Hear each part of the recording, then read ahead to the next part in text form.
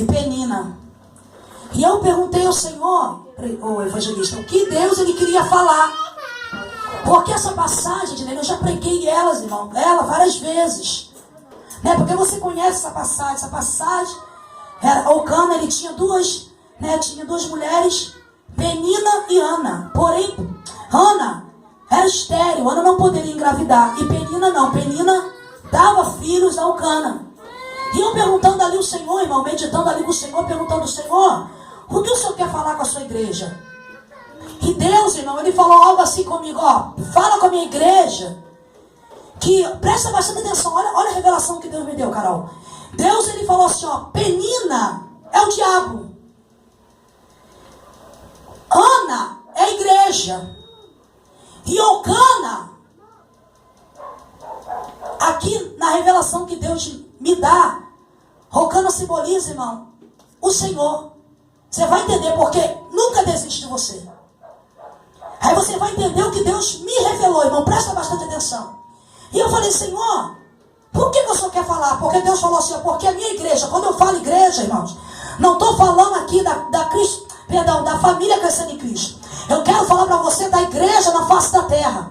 Da igreja, Carol, no século 21, missionária Rose, que está vivendo batalhas terríveis, que está vivendo lutas, irmãos, está vivendo momento de escassez, momento de fome, momento de perseguição, momento de enfermidade. E por isso Deus falava comigo, o evangelista, que a igreja se encontra como Ana, estéril.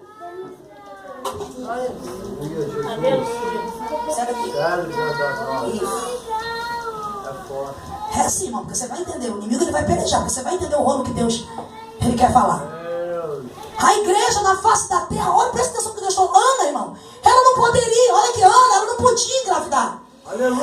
O ventre dela, presta atenção, o ventre dela era encerrado, ela não podia. Porém, a sua rival, Penina, perseguia ela. Por quê? Porque Penina já era diferente de Ana. Penina, ela podia engravidar. E por causa disso, o que Penina fazia? Penina vivia perseguindo a vida de Ana.